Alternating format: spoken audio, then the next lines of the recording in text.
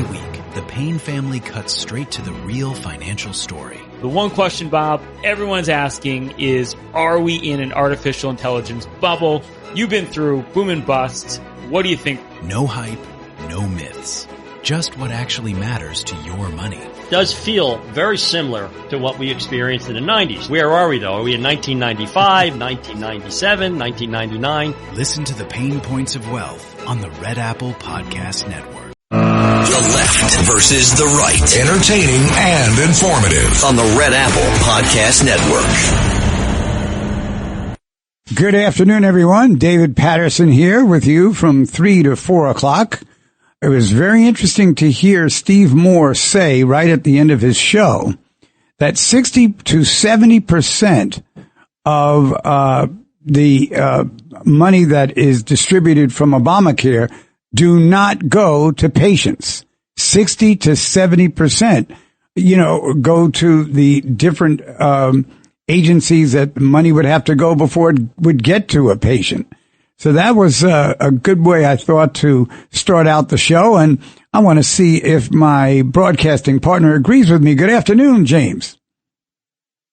Well, Governor Patterson, thank you so much for saying that, because, I would agree that Obamacare was really like a poison pill, kind of designed to ruin the private insurance industry in the United States. And no matter what you think of that particular industry, it, has its ups and downs, I guess. Obviously, its goods and its bads. But the whole point of Obamacare was to try to tank it and then create a government-run healthcare system, which also has its goods and its bads, so to speak. It's been seen in the UK and in Canada that you might be waiting upwards of a year to get a knee replacement surgery or something like that. Yeah, it's not going to cost you anything extra, but what is the real cost of things like that, of time, of pain, mobility, and the quality of care that you otherwise would get? So, I agree with you. It was very interesting what Steve Moore was saying there at the end of More Money. And, I was not happy to see that the Republicans in Congress more or less kind of kowtowed and passed through their aspect of that new version of the subsidies. But I think there's so much money going around with all that. It's the K Street stuff. It's the lobbying. And that's why we've often said on this show, Governor Patterson, that, the amount of lobbying and influence in Congress is something people on the left and the right could probably agree is a bad thing. It really is. And you would hope that people who get elected to public office, whether it be in the House in Washington or the Senate, or even locally here in New York with the state Senate and the Assembly, would think for themselves before they voted. And the enticement of resources, the enticement of contributions, when they get dangled in front of a number of people, there apparently are far less than we would wish accede to it.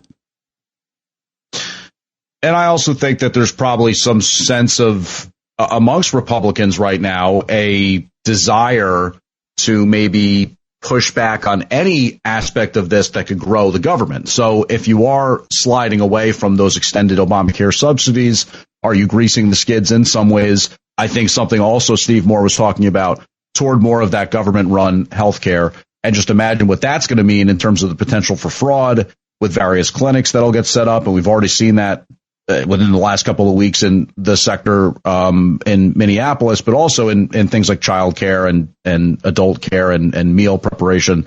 So, I would say that Obamacare was more or less a thing designed to ruin that private insurance industry. And it's not dead yet. It's still going. So we'll see what happens there. That's James Flippin, and I'm David Patterson, and we are here on the left versus the right. And, we're just getting warmed up here. By the middle of this show, we'll probably start throwing things at each other. But in the meantime, I guess the big story this week, James, are the shootings in Minnesota and in Oregon.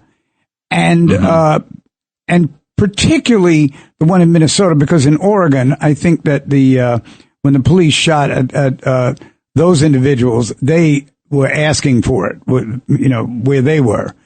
But the one in... Well, don't tell that to the chief of police, though, because, he started to cry when he had to admit that they were members of the Tren de Aragua gang or whatever. And he said, I didn't want to note that they're members of gangs that might insult Latinos.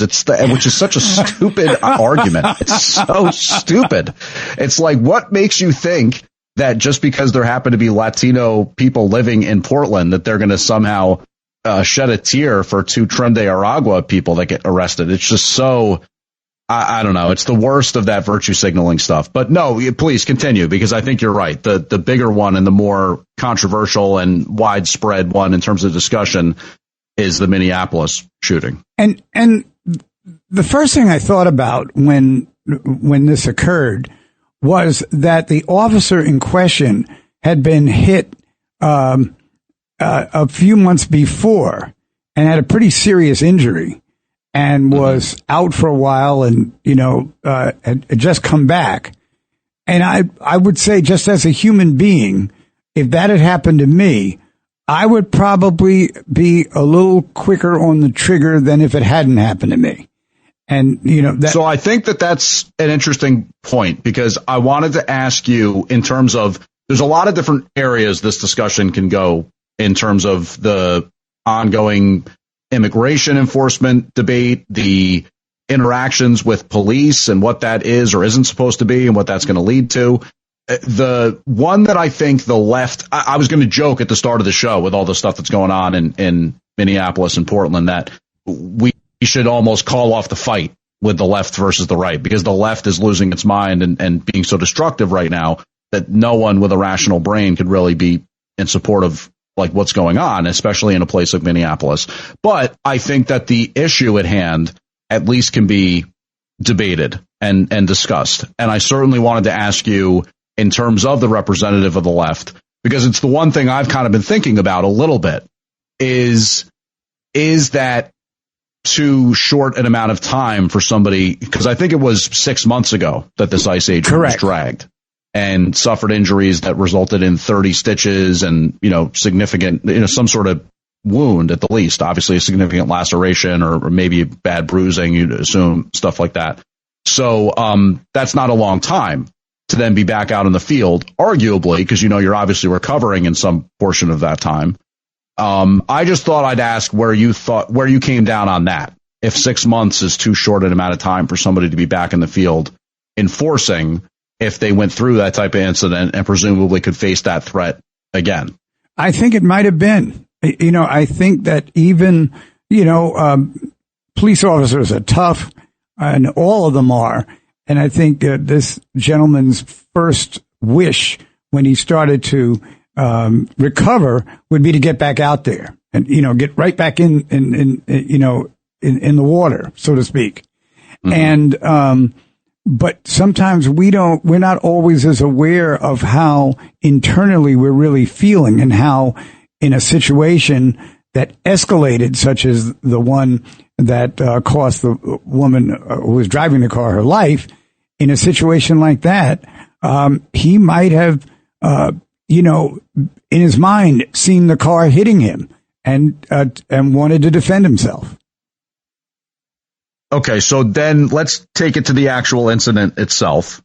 And I want to get your reaction to what you saw there. If you think that the officer could have gotten out of the way, if your perception of it is that, and obviously I know, I'll just let you take it from there. I'm just curious to get some of given what you've read about it, given what you've heard about it, what do you think? Well, if I get right up by a television, like 2 inches away from it, I can pretty much see what's going on. And I'm glad you gave the context, because I was sort of looking for you to provide that. Like, I know that you have the ability to at least kind of, what is it, like almost like a super tunnel vision if you were to get that close up? Yeah, that kind of thing. So, okay. So, and I'm sure you also heard the audio of the incident, which is the thing that came out on Friday. Right. Now, on what I saw was, I did see the other officer open, I guess it was the passenger, the the door behind the driver, that he opened that door as she's, trying to get out of there or whatever it is she's doing. It seemed to me that the car sped up, but it wasn't clear to me if the car sped up because she was trying to get out of there or because she had already been shot and maybe her foot went on the gas pedal and that caused the car to speed up. Okay, yeah, so you're talking about it like from the front of it, the angle that. Yes. I think that this is my perception of it. I think that there are credible arguments to be made for the notion that the officer could have gotten out of the way.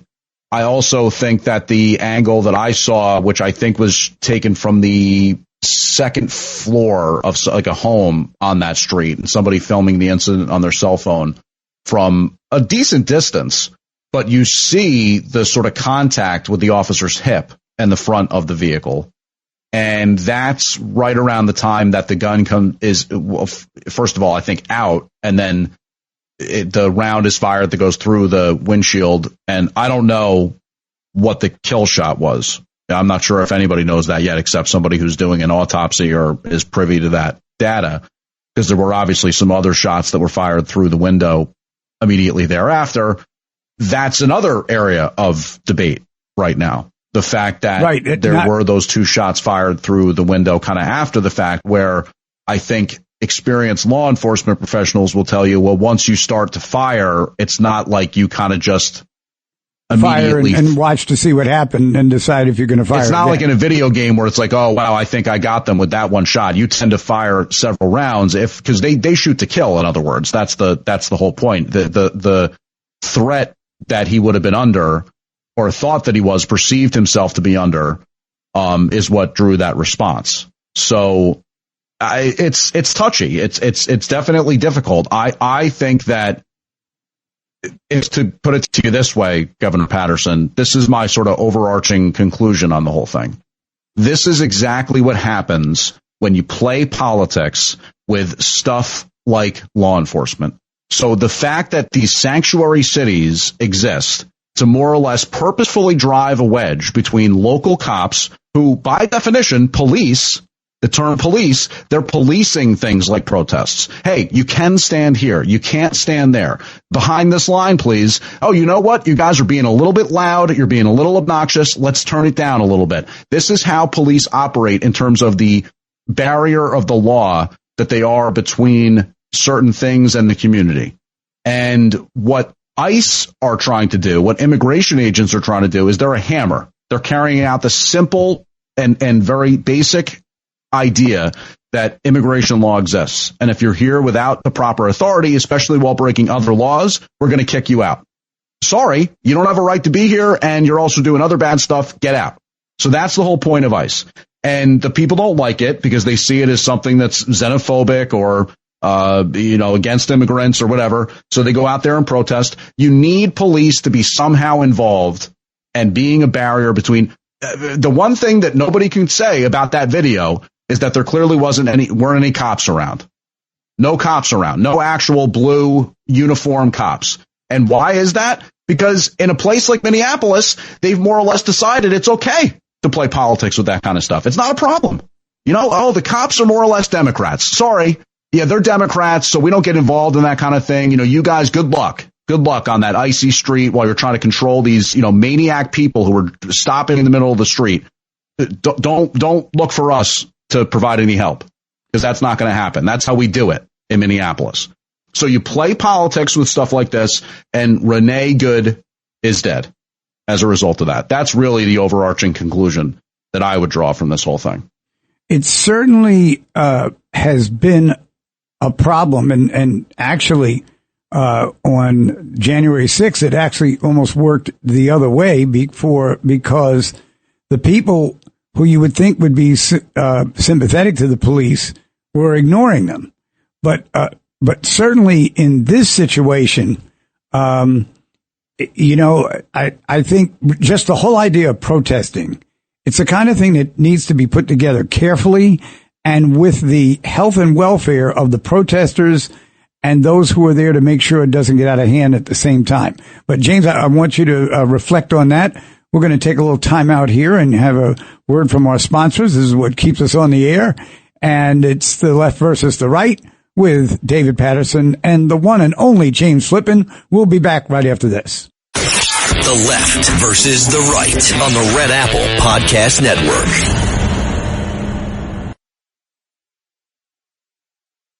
The left versus the right. Entertaining and informative on the Red Apple Podcast Network.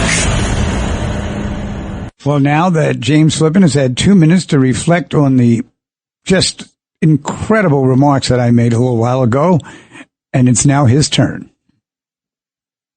Yeah, I was stunned. I was floored. I really needed to kind of gather myself after the brilliance that was put on display with those thoughts.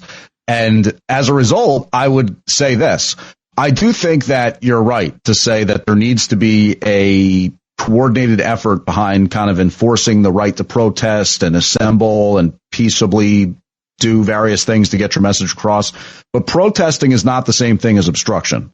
And these so-called legal observers that operate in places like Portland and Minneapolis to more or less obstruct ICE from doing their mission is obviously a very different thing than protesting. So that's the only thing that I would say is that while you do need to have the right coordination, and it's part of what I'm saying about local cops being involved in the equation, you also have to say that there's plenty of times, and by the way, often when vehicles are involved, that it's really not protest at all, and it's something illegal. And I must say that in a lot of these situations, the people who are coming out, they're not coming out to protest. They're coming out to interfere. And so you're 100% right. Because look, we don't know how the individual ICE agents feel about what they're doing. We know that they are ICE agents and they have a job that they've been told to do. And I think that the idea that people that work in law enforcement are the enemy because they have uniforms or even when they don't is something that has really escalated over the last few years to a belief that for some reason that the people's will should be expressed in those places where I thought the people's will should be expressed at the ballot box. Yeah, there's something very nihilistic about that whole rejection of police and societal order and the idea that you should be able to be comfortable in the places in which you work and spend time with your family. Something very kind of new age and removed from, I don't know what you want to say, religion, spirituality, whatever. But I also wanted to just note about the protesting thing that I don't know if you happen to see this, Governor Patterson, but Laura Ingraham of Fox News was doing some reporting from Minneapolis. And yeah, she sure was. And she said to this woman, shouldn't you have a job or something like that? And the woman said, I'm getting paid right now. I'm getting paid right now. Now, there's a couple different ways to take that. Maybe she means that she has a remote job and that it doesn't matter that she's not in the office because she's getting paid anyway and nobody knows that she's not actually doing what she's supposed to do. The other is that it could be one of these George Soros-led efforts to finance groups that, in effect, find their way to trickle funds down into things like Antifa and the more violent, destructive things we've seen over the last 5-10 years. So, yeah, it's certainly all in question, the legality of some of the stuff they do and also what the actual motivation is. Well, the last thing we need is for people to be paid to protest. There are enough people who have the will and determination to express their point of view by themselves. They don't need to be financed. True. During the week, we had a very interesting situation, James, where President Trump has decided that he would like to take over Greenland. And it didn't meet with too much approval from Denmark and some of the other countries in that particular area. What I think is interesting is that Greenland itself was originally called Iceland. And it was changed because the people in the place that is now known as Iceland wanted it to be that way so that not many people would come there. In other words, who would want to go to a place that's freezing cold? So they switched the names. And maybe, if President Trump has its way and we have hotels and casinos and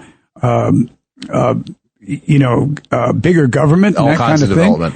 Thing. Greenland could, take its rightful place among the main countries.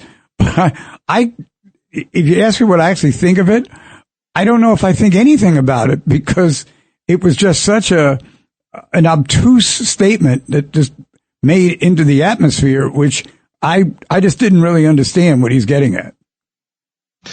Well, I think that the Greenland thing is likely multifaceted. I think that often the stuff that President Trump does and the way that he operates, the way that he moves, it tends to be, hey, pay attention to this thing that I'm telling you about right now and don't pay attention as much to this other thing, or maybe the other aspect of it, because he's very into the Sun Tzu art of war stuff and deception to the extent that it's going to be something that's not dishonorable, but maybe going to help you get your means to an end.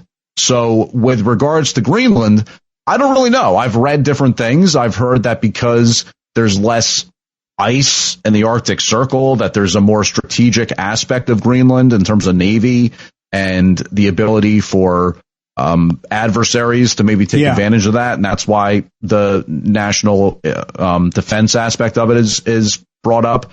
But then I also have heard that there's a lot of those rare earth minerals present in Greenland. And maybe that's why, in terms of chip making and what the future is with AI and computing and all that, maybe that's why they're interested in Greenland.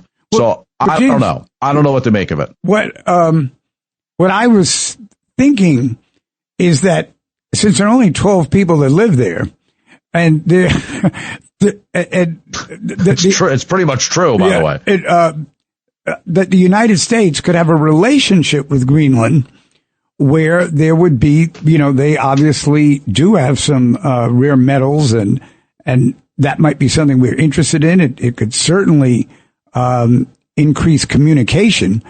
That this is just something that could be worked out as a relationship kind of like the one we used to have with Venezuela.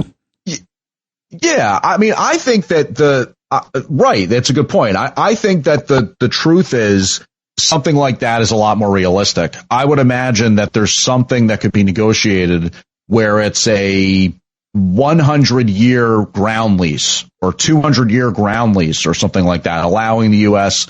to do some of that rare earth mineral mining, where Denmark the country itself isn't going to fund that. And there's really no mechanism by which a private company would do it, maybe, just given some of the logistics challenges. I'm kind of pulling some of this out of thin air, but I can envision something like that. I could see there being some sort of a agreement or easement that allowed the U.S. to do that. And, if it meant the U.S. making a big payment to Denmark, or if there really was ultimately a sale, I think wasn't there a past president that pursued that? I want to say it was Eisenhower or Truman or something like that, wanted to buy Greenland and tried to get it done, but it just never came to fruition. So I don't know. I think that there's certainly, it's a lot different of a tenor and idea than what I think is really going on, for example, in South America in the wake of the Venezuela thing. And where, I don't know if you happen to see this, Governor Patterson, and obviously if there's anything more you wanted to say about Greenland, don't let me switch the subject on you like this, but there was a really interesting social media post that's going viral about one of the security guards from Venezuela that was on patrol, in essence, when that Maduro operation went down. I don't know if you saw that. Did you see that post? This is interesting. Please continue. So I know you're going to like this because you were already kind of, enwrapped about telling me the details of the operation last week with the helicopters and the higher flying planes and the way that they coordinated and stuff like that. So this guy said that in essence what happened was all of a sudden their radar communications dropped. they just lost their radar communications, like something just out of a movie. Like all of a sudden it wasn't working. And then these drones arrived, and somehow, some way, there was a new weapon that was used, which is maybe kind of like a sound wave type thing. And he said that all of a sudden they were more or less all knocked to the ground. Some were bleeding from the nose. There was other people that were vomiting as a result of this. Some kind of like acoustic weapon that took them out. And then the helicopters came in shortly thereafter, almost probably in simultaneous fashion. Firefighting, gunfire, bing, bang, boom, bang, bang, bang. People taken out. Some couldn't even get up off the ground because of the sound wave weapon. In the meantime, Maduro's whisked away. He's gone all the way back, headed towards the boat. And this guy said, the security guard, that from what he's hearing and the people that he talks to, this is making, no pun intended, absolute shockwaves throughout the rest of the South American peninsula or world hemisphere. Kind of, oh, wow, it's a new day. There's a lot more going on here. Not only is it the political will to potentially do something like this, but there's game changers out there as well in terms of some of the new technology. And the speculation is that a guy like Pete Hegseth is maybe more willing to expand on that front, where the old guard in the Pentagon was more willing to say, you know what? I've always gone the Lockheed Martin way. You know what? I'm just not really going to deviate from the thing that I know. So it's kind of crazy. It almost reads like something from a James Bond movie or something, the way that they were able to use some of this new technology in the Maduro thing. And what's interesting is that until right now, I didn't even know that this was the case. And also, I think a shockwave wasn't just sent through South America. I think this is better known in the next few days or next week or so. There are others who have not been kind to this country who will be aware they might be next on the list. Right. Yeah. I think that there's a lot of truth to that. I think that's, and also I just like to note that this is not something that was put out as sort of like an official cable or something like that from the Department of War. This is somebody who's saying this as a reporter on X, that they had talked to this security guard. So, not necessarily fully verified. I don't know that something like this ever really would be, but it's big enough that it got picked up by the New York Post and some other outlets that started to write about it. And, look, I think that there's no question that in terms of what's going on in Iran right now, it doesn't fully match up, obviously, the timeline of it or anything like that. Right. But there is a perception, I think, that in certain parts of the world, freedom is kind of up for grabs right now. And I'm not going to even tie that as much to the U.S. government as it potentially could be. I think it's a bigger overarching thing about some of the challenges we routinely talk about on this show, cultural, religious, long-standing wars, long-standing conflicts. And, it's definitely a lot different. And whether or not this is a coincidence, I don't even know, than where it was, say, during the Biden administration, when it felt like so much war was kind of on the rise. Right, exactly.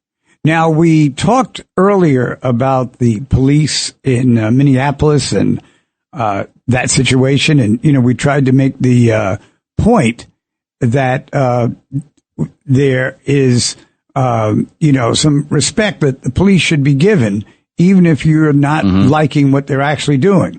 So we're going to take a break. But when we come back, James, I want to talk to you about a man who I have caught complimenting the police for the last 6 days in a row. And his name is Zoran Mamdani. So we're going to take a break. You can digest that, James, and we'll hear from you right after we come back. You're on The Left versus the Right with David Patterson and James Flippin. The Left versus the Right on the Red Apple Podcast Network.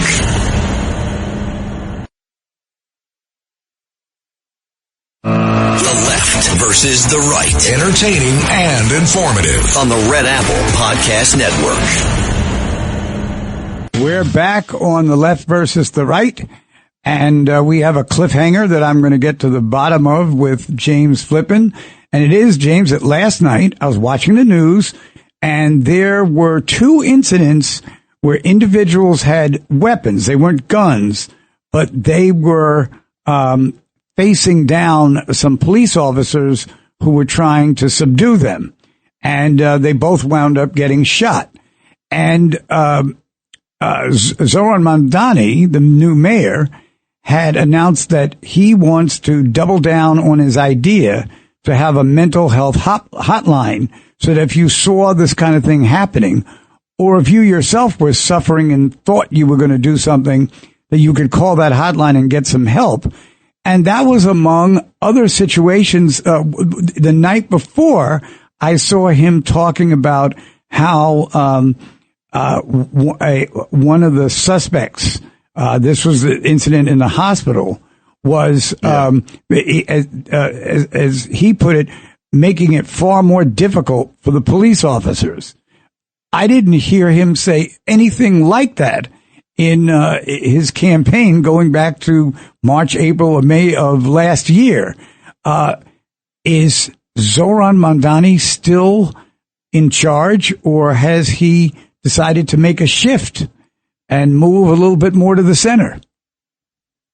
Well, you have to hope so, right? I mean, I think that it's so vital that you have an ability to execute order and keep things peaceful in New York City that I really hope so. I hope that he has more so embraced the need to be pro-cop now that he actually is in City Hall and, in partnership with the blue, so to speak. I also was a little bit taken aback by the way in which Mamdani piled on the anti-ICE rhetoric following the shooting on Wednesday. So that didn't really necessarily strike a good chord with me in terms of his early weeks here. But yeah, I think he said, I guess, in some ways, some good things about the, cops in the wake of those not nice incidents this week. But I do think he also took a while to respond, and that's something that a lot of people are noticing. Like I was just looking at it this morning where I guess it was even like the New York Times that said Mamdani was kind of cautious in his response. And then State New York said that he's being slow in his response. So, look, there's no question that I lost my place for a second, James. In response to the ICE raids, or was it something else? No, sorry. He was talking about I'm talking about the police thing now, that there's been some reporting suggesting that Mamdani was a little slow to respond in terms of the police incidents, because I guess there was also some reporting that maybe he had kind of gotten into a bit of a tiff with Jessica Tisch, the NYPD commissioner, because she maybe wasn't happy that he wasn't at some of the press conferences that she had following those police-involved shootings this week. Now, look, it doesn't mean that he can't ultimately say some good things if he is able to do it hours after the fact or a day after the fact or whatever. But that's the only thing that I've noticed, is that I think it's going to be tough for him to thread that needle, because he was so rhetoric driven in the past about the police. And now he's obviously got a really important job to do. So we can't mess around with that. And it's a unique position to be in. My point was just to say that I think that that's good that he's going to say that kind of thing, like be honest about what happened in the hospital where the guy was shot. But it doesn't sound like he was being very honest about what happened in Minneapolis, especially in regards to his rhetoric about ICE. So I can't necessarily separate the one from the other, I guess, is the point that I'm trying to make. Well, I think, I hope that he can. I hope he can be more pro NYPD as mayor. The way I feel about it is that he is not going to, just change right before our very eyes in an instant. Right. But that in when he called the president last Saturday morning and told him he didn't think that we should have gone into Venezuela and inevitably what happened to the president there. I think that he has to do that in a way so that he's in good, in good place with the people who support him. And right. The president himself does that from time to time. Then when it came to the ICE raids, that was another, kind of international issue. And he takes the same, he took the same position, opposing that happened and speaking out on it. But what I'm sort of saying is what I've kind of gleaned in him is a little bit more of a focus about being mayor, than necessarily, speaking in international tones. And I think in that regard, I have seen a little bit of a change. And you and I have been doing this show for a while. You know how critical I can get of Mayor Mamdani. Yeah, no, and I really don't have any major beef with what you're saying. I think that my hope is that continues in a broader sense and in regards to things that can very easily become problematic for the city if they're not addressed properly. And I think I'm thinking about the chaos of the protests in a place like Minneapolis, in a place like Portland, and not wanting to see that happen in New York if this super kind of identifiable firebrand of the so-called democratic socialist movement is out there saying, yeah, this was murder in Minneapolis, or, oh, that was totally awful what happened, that ICE agent and ICE needs to get the hell out of our cities and all this kind of stuff. That type of rhetoric makes me worried. But I do think that I tend to agree with you. I think so far I haven't necessarily seen anything that makes me think, outside of maybe his inauguration speech or something like that, which is not really a super important point of order. His inauguration speech, I thought he was being inaugurated to run Russia. We will be still communist. We will remain communist. No.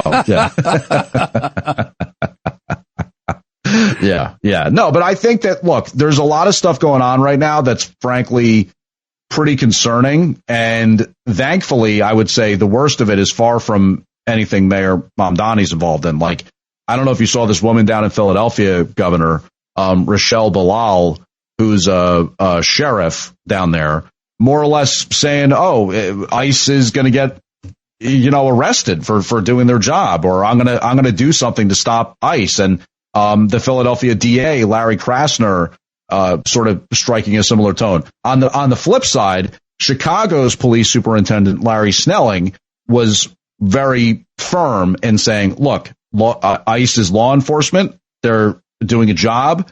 If you get in their way, and especially if you threaten them in any way, something bad is going to happen to you. So you're seeing different approaches around the United States, but it just kind of, for me, brings back home this point that within the concept of sanctuary, there are these like rogue states. They're almost like acting as though they operate outside of the federal. And I think when it comes to certain things, or maybe areas of enforcement and how hard you're going to put your foot on the gas, that's fine, maybe, but not outright saying, well, we just choose not to follow those laws, because that's truly an insurrectionist position. Absolutely. And I think there has to be a point where we all can agree on what the rules are and inevitably whose territory it is. And the federal government, I mean, these are some of the same things that the federal government did during the horrible segregation issues in the South in the early 60s. And the Southern leaders then said the same thing that activist leaders are saying today. This is our territory. You can't come in here. And what the government was saying, yeah, but it's America and you can't do what you're doing either. And I think that's what, what will go a lot better is you can follow the rules anytime. I mean, look, Mamdani didn't like that the president sent troops into Venezuela. So what did he do? He picked up the phone and called him and told him that. And right. He didn't get a response, but he wanted it on record that he disagreed with it. But he didn't say, well, we're going to shut down New York City and we're going to protect Maduro and send him back to Venezuela. He, right. As a government official, like you said, it's very early. It's like 11 days since he was sworn in.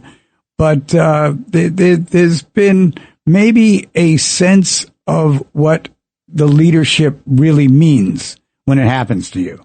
There has to be, right? I mean, you've talked about that. You've talked about the immediate gravity that you experience kind of once you step in that chair and all that. And Be like to just kind of give the ball right back to you on that, because I feel like it's such an important position. And Mamdani is a guy young in his career, has really hit a home run to be in this position right now, has so much that he can accomplish.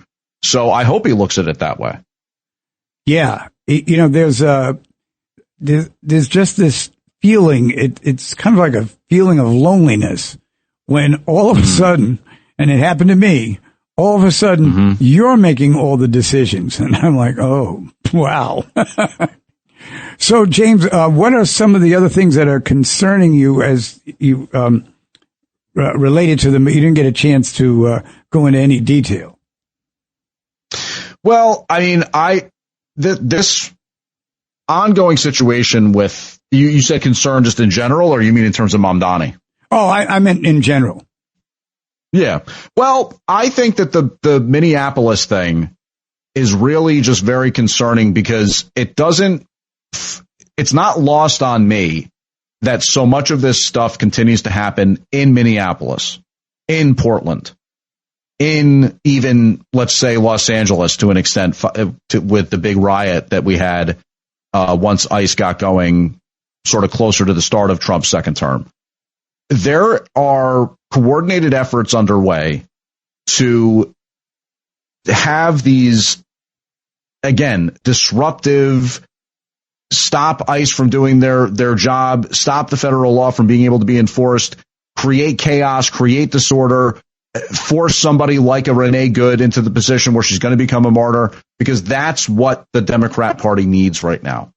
And it's obviously not what the majority of the American people want. Even anybody who's got a certain opinion about what happened in Minneapolis in the shooting this past week can also agree that the chaos, the disorder, the fact that this woman was killed, the fact that her family has to move on without her, all of that, her child, 6 years old, doesn't have her mom anymore. Terrible. This is awful. This is not something that the average American wants, but it's something that the modern left needs, because it's the kind of thing that keeps their mission statement going. Oh, America sucks. Oh, you're so put upon in this country.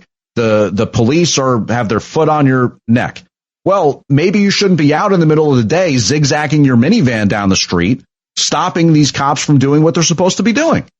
And if you weren't doing that, you'd still be alive. So it's not as though there aren't legitimate questions to be asked about any given aspect of policing and law enforcement. But I just feel as though the more we see chaos and disorder and disruption as the only thing the Democratic Party has to offer, I have to think that's not going to last forever. I mean, I have to imagine that the next generation who's seeing these frankly deranged freaks marching down the streets of Minneapolis with their pitchforks and their torches, that's not going to be resonating with the next generation. And again, eventually, maybe, hopefully, the money's going to dry up from a guy like a George Soros and these other organizations that are funded in a backhand way, a lot of the time, frankly, by taxpayers because of the NGO stuff that's hopefully going to get cracked down on. But my overarching concern is just the extent to which this stuff in Minneapolis and Portland is not a new thing. It's sort of an ongoing reality, and one that really erodes at and gets at the confidence of everybody that we can come out from under this. Because let's also not forget all the fraud that just got uncovered in Minneapolis. And it's not lost on me that all of a sudden then there's this major disruption and a woman who gets herself killed by ICE in the middle of a so-called protest.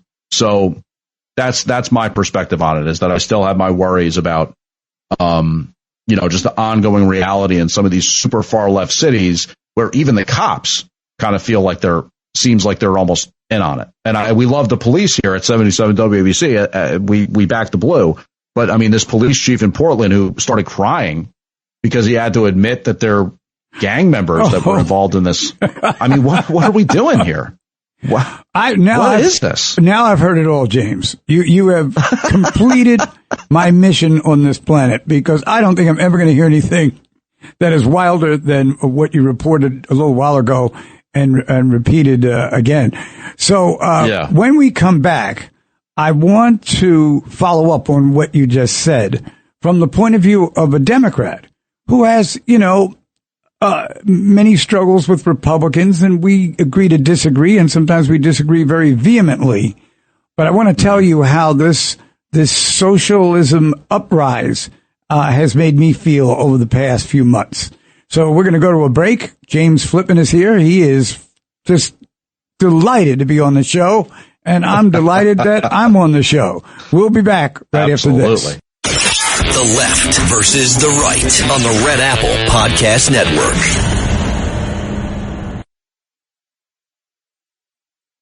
The Left versus the Right. Entertaining and informative on the Red Apple Podcast Network. There will be no slugfest due to what we're going to have right now, which is that my broadcasting partner, James Flippin, has the actual words of the Portland police chief after the shooting in Oregon. Take it away, James.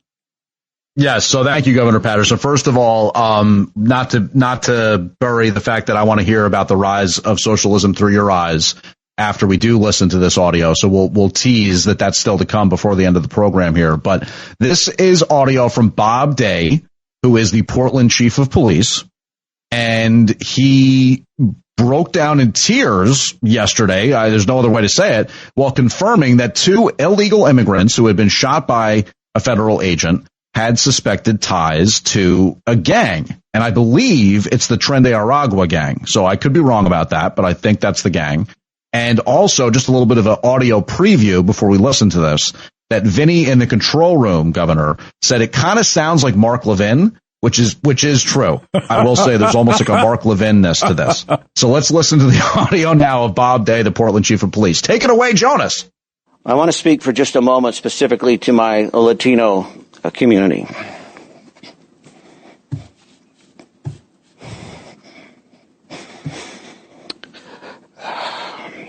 It saddens me that we even have to qualify these remarks.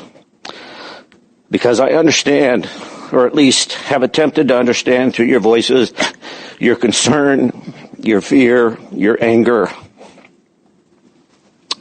This information in no way is meant to disparage or to condone or support or agree with any of the actions that occurred yesterday. But it is important that we stay committed to the rule of law, that we stay committed to the facts, that we stay a trustworthy and legitimate police department for all of Portlanders.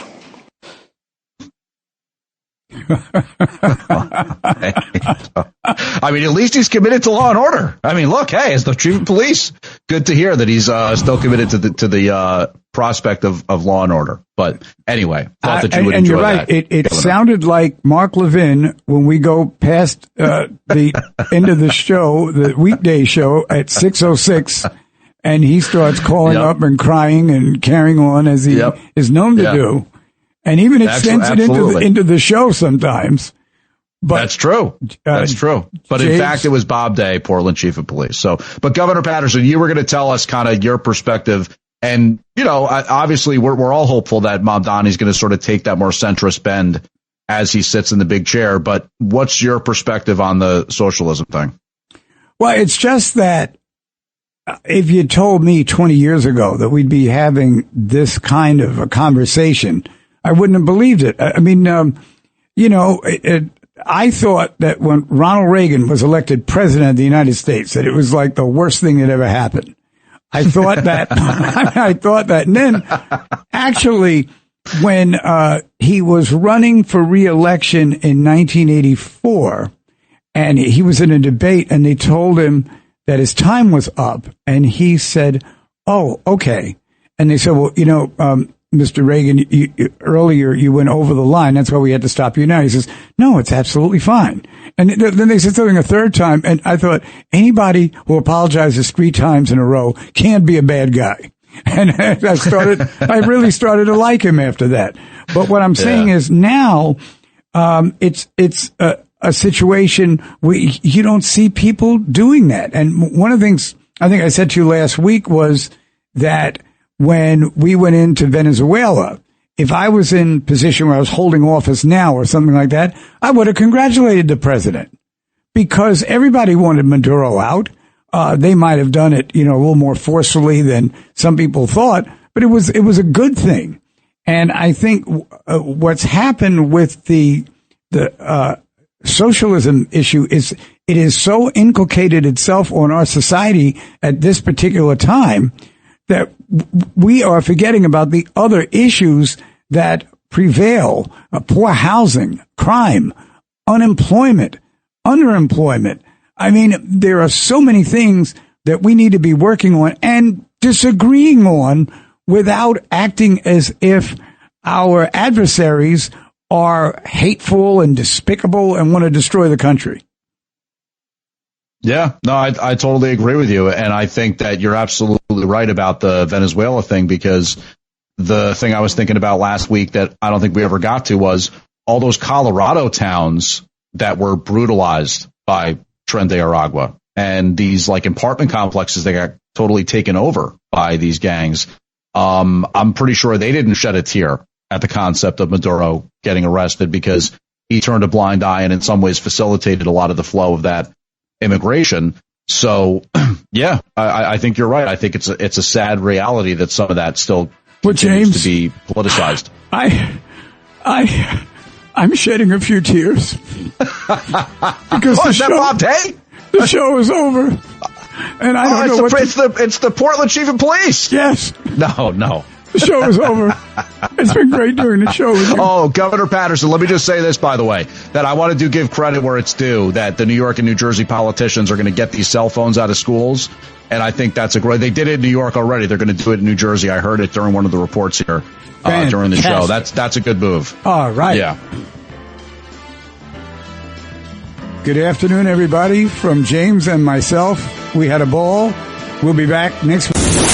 Thanks for listening to The Left versus the Right. You can hear The Left versus the Right Saturday afternoons at 4. If you like the podcast, share it with your friends and listen anytime at WABCRadio.com and download the WABC Radio app. Hit that subscribe button on all major podcast platforms. Plus, follow WABC on social on Instagram, TikTok, Facebook, and X. See you next time for a new episode, so you never have to wonder, what the heck is going on here? Every week, the Payne family cuts straight to the real financial story. The one question, Bob, everyone's asking is, are we in an artificial intelligence bubble? You've been through boom and bust. What do you think? No hype, no myths. Just what actually matters to your money. Does feel very similar to what we experienced in the 90s. Where are we, though? Are we in 1995, 1997, 1999? Listen to the Pain Points of Wealth on the Red Apple Podcast Network.